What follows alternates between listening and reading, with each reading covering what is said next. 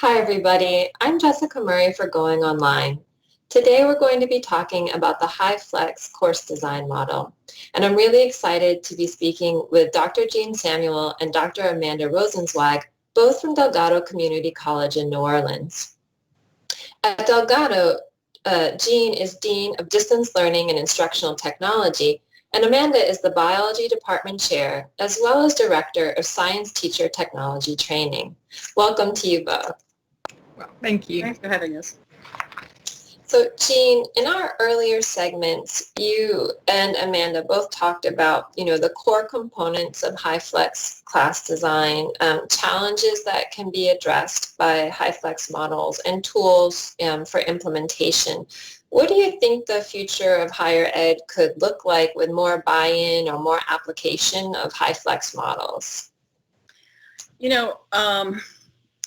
I believe that this is going to become one of the forms of delivery modes and design. It's a model in itself. Some people think of it as a temporary model because of COVID. Everybody's interested in it, but I really think it's going to endure. I think I'm more interested, in the challenge of adopting. We started with faculty who were always your early adopters. They were very interested in that, because not just because of the work, but because we also want them to be creative, and we didn't know where it was going to take us as well. So that's something that we take seriously. But what I'm finding is some of the issues that we have are the same issues you have when a faculty member moves from face-to-face to online. They're worried about intellectual property. They're worried about, if I get recorded, then you're going to fire me and bring in somebody less expensive. And that wasn't something that I had considered, and that's more of an administrator issue. But these are important things to consider when you're moving to HyFlex, because it's not just a design issue. It's not just a delivery issue. And then some other benefits, I would say, of HyFlex. I know that the reason that Dr. Samuel originally wrote the grant for us to implement the project was space issues. And with HyFlex, you can maximize room space while increasing enrollment. So, schools are businesses, and students are going to determine if the school stays open. So by not having to offer classes Tuesday, Thursday, Monday, Wednesday as 2-day-a-week classes, we were able to shift it to hybrid 1-day-a-week classes, where we are able to get at least, double, if not much more, students in the seats. And then that also opens up a lot of opportunities for, you can enroll a class with even larger numbers, knowing that X amount of students through historical data will not show up and do the in lieu of class opportunity. Amanda, I'm glad you brought those up, because it also allows us to take diverse classes from different campuses that might have lower numbers and combine them and allow a course to roll, which is more access to students so they can complete on time. From retention and completion standpoint, again, this is more, the administrator hat, but I know teachers are concerned as well. I know that literature hasn't really changed. The research says that a hybrid class is probably one in which students are most successful. So designing for a hybrid delivery with flexible options for participation is really a good way to go. So I look at it to the future as being, as I said, a model, not a temporary thing. I think it's a great design, it's an efficient design, and students seem to be embracing it once they figure out what it is. And I'm glad you said once they figure out what it is. At our particular school, we don't have a code in our system for HyFlex. So what we do is we label it as a hybrid course.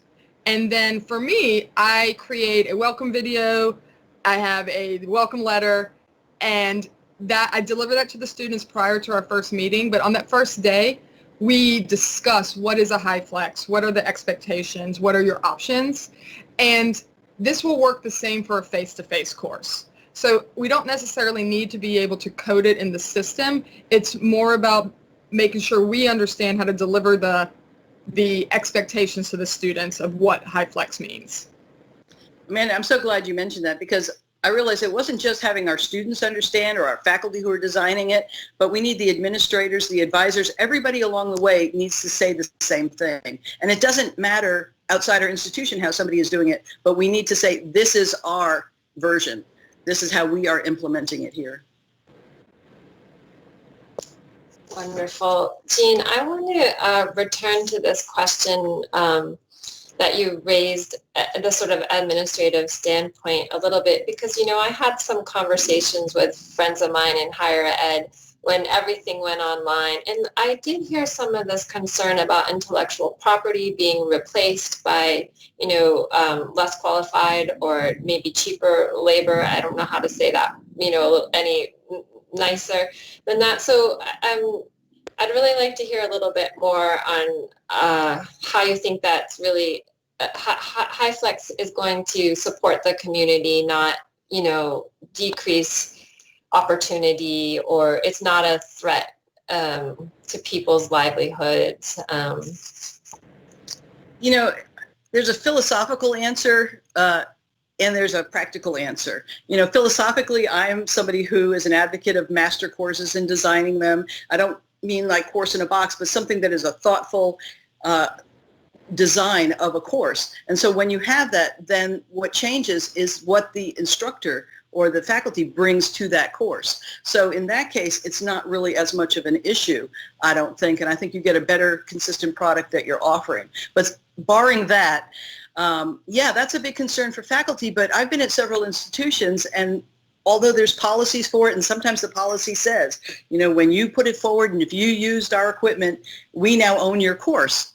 The reality is, I don't think I've ever seen them ever say, I'm taking your course. I have seen people do it on occasion, an individual, and there's repercussions. And so that is not a policy. It is not something the institution plans on doing.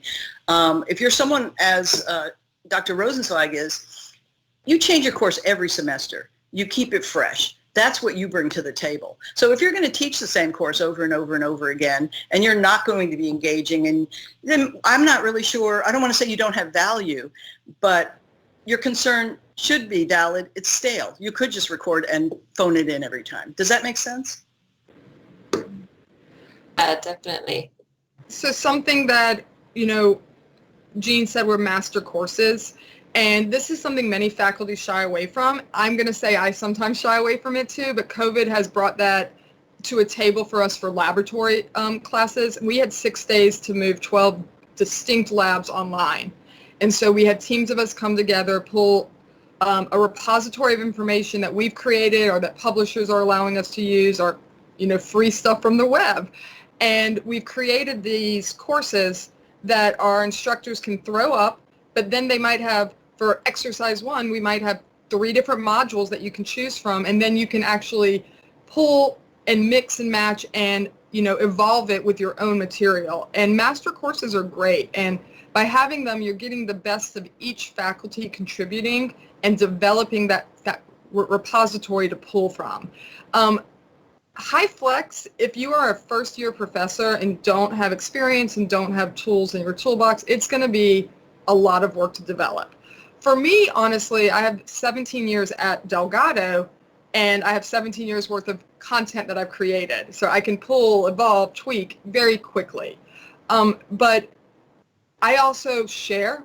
Most of the faculty at the school have access to my Google Drive links with all my course information, because they may take something and make it 100 times better, and then they'll share it back with me. And then we work together to create material that can be used by everybody. And master courses are the way to go. So I am actually even coming around to that, to that theory now. I'm glad that you mentioned, the thing about the pools a little bit. And sadly, I lost my train of thought, so I'll probably pop back in that with something else. So I apologize. So Jeanne and Amanda, I want to just jump in with a sort of related question to the last one. How have you supported or persuaded educators who feel like they want to keep implementing what is already a strong teaching approach, or, their pedagogical choices? So maybe you could talk a little bit about that. I'm so glad you asked that, because it helped me recall what I was going to say before. you don't have to do your whole class at once. Pick an area that you're interested in or you think makes the most sense for flexibility that's easier to develop. Start somewhere. And so that's one of the things we do. As I mentioned before, we look at whether we've got somebody who's an early adopter, somebody who's excited about it. That's going to help us. And it helps us also when somebody who's successful shares their stories with their peers. That's a really good way to have the adoption buy-in. Amanda? Yeah, one thing that I think is helpful is having faculty think about student scenarios and where they felt for the students. So there's empath. Because especially during these times, there are situations where a student will tell us something and we relate to it. Yesterday I had a student tell me that her father had a heart attack and that's why she missed X, Y, and Z. And I shared a story back with her. My father died of a heart attack. But what that did is it made me realize that my model works because now it's super simple for me to go back, provide her with an opportunity to catch up. And even while she missed the whole week, it was a legitimate reason. But have your faculty relate to a situation that is personal to them with the students and see how that will allow them to be more flexible. And then think back into school. I know that there were times that I just couldn't make a class for whatever reason. You know, we have to remember that this is a job and this job is not black and white. There are a million colors in between of how to address and relate to a situation. And hopefully if faculty are open to working with students in a positive manner, having the HyFlex modality ready to go gives them that flexibility to turn on a dime and pivot. Man, I'm so glad you mentioned the empathy part because one of my pet peeves has to do with grades. And I just hate that they have to have that long window. There's not much you can do about that, you know, that you have an F and then a shorter window for each of the stages. But what happens in traditional classes, if you can't come to class, you not only don't get the information, you may also lose a grade if there was a pop quiz during class or an activity. So you don't get the content, you don't get the reinforcement, and now you don't get a grade. So I feel like with that kind of structure, you really have a lot that you're trying to deal with and a lot of barriers to overcome. So I guess we should say maybe HyFlex is the right thing, just as we say with accessibility.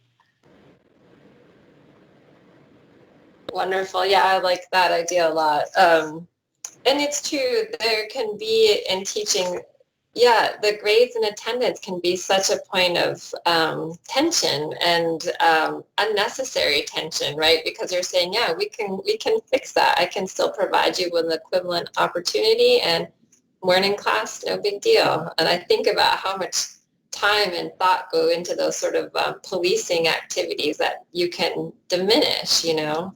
When I teach, I try and uncouple the content knowledge from what I think are behaviors. So, you know, I had something called 5% of your grade is professionalism. Are you on time? Do you complete things on time? Are you early or whatever? So that when I see their grade before I hit this multiplier of professionalism, I now know what they know and don't know. And that's a better place to start from, I think, especially if the next course builds on your course. I'm just going to ask you any last thoughts, anything last thoughts, anything, tips, advice, anything like that before we wrap up for the day? I'm just going to say it's really important to have formative evaluations, request student feedback. That will help drive and develop your course, not only as you go, but for future semesters. And, you know, understand that if it doesn't work the first time, that doesn't mean it was not a successful activity. You learn from it, but it may have just not worked with your current community that you're forming in that classroom environment. So, you know, don't get discouraged very easily. Know that you're going to have to put in the time, but you can also go on autopilot if needed for a week or something because you know it's set up properly and the opportunities for both you and the students are already built. And I want to share some exciting news. I was in the inaugural meeting yesterday with Dr. Beatty and a small group, and he's creating a community of practice that hopefully will be there as people prepare for the next semester. And so hopefully we'll have that link and that site up, you know, by January. And the purpose of that is to guide and help and answer a lot of questions for people who want to know what is HyFlex, is it for me, and how do I do it? Yeah. HyFlex is not something that you can say, I'm going to do today and implement tomorrow. There's intentionality to it. But if we as a community in education had adopted HyFlex, moving online for COVID would have been a breeze in general. But, you know, we were rushing and panicking on how do we do this instead of, oh, we've already done it. Let's support emotional and mental health at this time moving forward. And I would say that areas like tech are going to continue and CBE to be challenges just because of the assessments and having to really see that work product and hands-on. Excellent, though. It's great to sort of leave you two with a challenge, and we'll check back in on that lab piece sometime in the future. It's excellent to hear about that community of practice, though, and as you said, and you know, just things that we're hearing, and you know, will we be back to regular classes next year? You know, so there's a you know, if you need a motivation, you know, the current moment is not ending at any particular date. So yeah, I don't think we're going back to what we consider normal prior to this. I think virtual online really is going to be the future of education. But I'm more of a pessimist than an optimist in the sense of, or maybe a pragmatist, I'm not sure. I think the needle didn't shift as far as I thought it would, but I think it's more of a nudge and incremental. But I'm excited by that. And then also I'm abandoning strategic planning as looking at the future, but more as something called backcasting, which is like backward design. I'm going to say we want HyFlex to be a model in the future. How do we get there, and how do we get that adoption? Wonderful. Thank you again. Thanks both to Amanda and Jeanne. Viewers, please come check out our additional videos and learn more about Amanda and Jeanne on our website. You can read their bios and check out some links. Thank you again to both for joining me this afternoon. Thank you for having us. It was fun.